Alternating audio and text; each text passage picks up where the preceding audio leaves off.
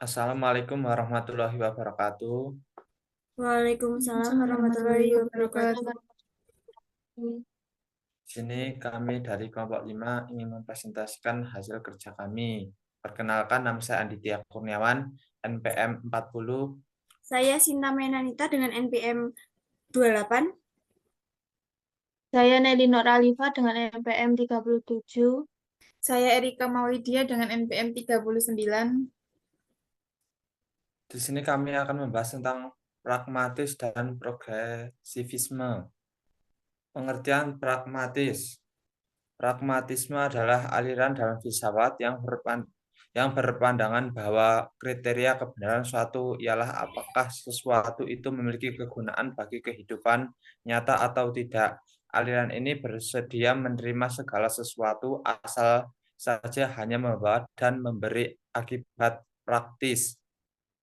Pengalaman-pengalaman pribadi, kebenaran mistik, semua bisa diterima sebagai kebenaran dan dasar tindakan asalkan membawa akibat yang pragmatis dan bermanfaat. Dengan demikian, patokan pragmatisme adalah manfaat bagi hidup praktis.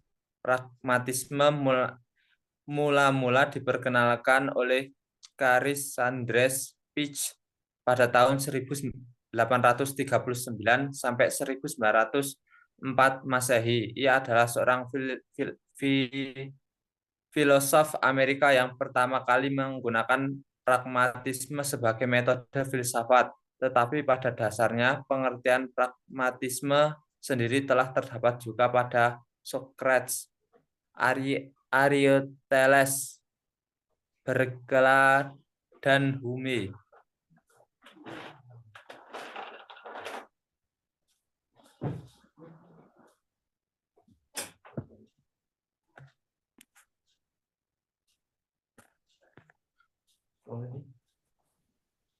Yang selanjutnya pengertian progresivisme.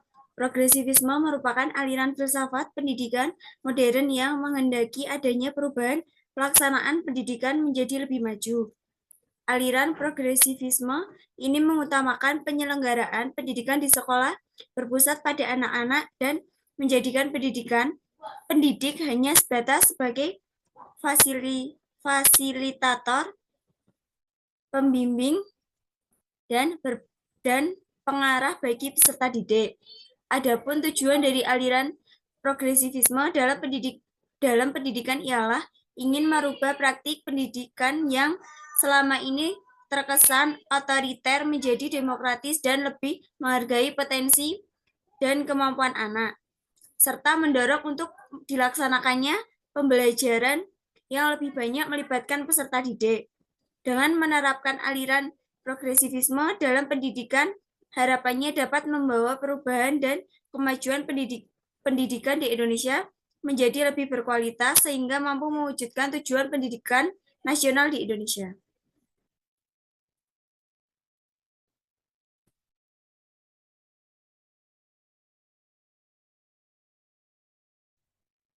Tokoh-tokoh pragmatisme dan progresivisme yang pertama adalah Carl Sanders Peirce pada tahun 1839 sampai 1914. Peirce menulis sebuah pembahasan yang berjudul How to Make Our Deeds Clear to Ourselves, atau bagaimana cara menjelaskan pikiran-pikiran kita untuk diri kita sendiri. Dalam pembahasan ini, ia mengatakan bahwa kejelasan maksud sesuatu pikiran terletak pada akibat-akibatnya yang praktis atau amali dalam kehidupan manusia. Yang kedua, John Dewey pada tahun 1859 Masehi. Pandangannya mengenai filsafat sangat jelas bahwa filsafat memberi pengaruh global bagi tindakan dalam kehidupan secara real.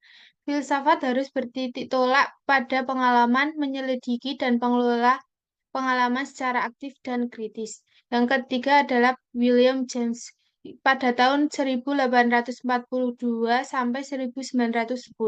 James sangat memahami bidang filsafat yang dikenal sebagai pendiri pragmatisme dan keyakinan bahwa otak atau pikiran seperti aspek eksistensi organik, berfungsi biologis, dan nilai kelanjutannya hidup. James membebaskan ilmu jiwa dari prakonsepsi teologis dan menempatkannya di atas dasar ilmu perilakunya.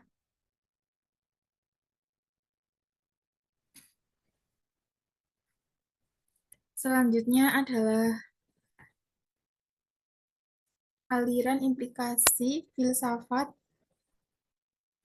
progresivisme terhadap pendidikan. Yang pertama, pengamalan sebagai basis pendidikan. Bagi Dewey, pengalaman selalu membuat kutub subjek dengan segala keinginan, kepentingan, perasaan, sejarah, budaya, dan latar belakang pengetahuannya, maupun objek dengan segala kompleksitasnya, mental maupun fisik, rasional maupun empirik.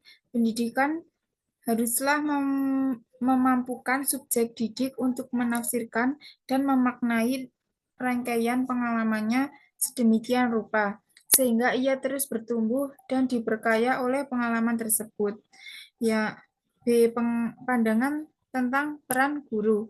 Pendidik atau guru berperan aktif beserta didiknya agar memiliki kemampuan berkomunikasi, berdialog dengan orang lain, utamanya di kelas, baik dengan pendidiknya maupun dengan sesama peserta didik tentang berbagai hal sebagai suatu cara mengekspresikan ide-idenya yang diharapkan bermanfaat untuk mengatasi persoalan keseharian.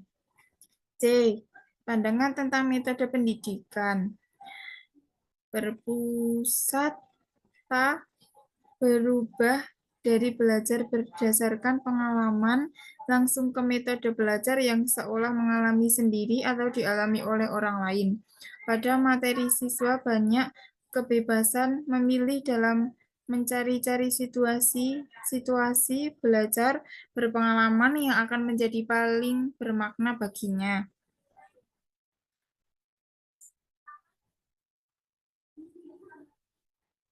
Ciri-ciri pragmatis dan progresisme. Yang pertama adalah ciri-ciri aliran filsafat pragmatisme. Yang pertama, menganggap bahwa objek pengenalan itu berpusat pada subjek bukan objek. Yang kedua, menegaskan keterbatasan kemampuan rasio manusia untuk mengetahui realitas atau hakikat sesuatu. Yang ketiga, pendirian aliran rasionalisme dan empirisme sangat bertolak belakang. Immanuel Kant mengadakan penyelesaian atas pertikaian itu dengan filsafatnya yang dinamakan pragmatisme.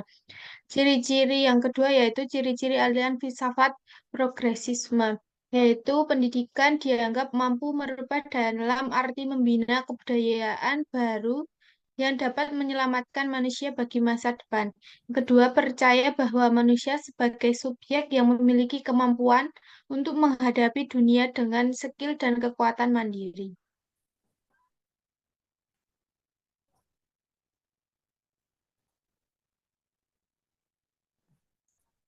Sekian presentasi dari kelompok kami. Apabila ada salah kata, mohon dimaafkan.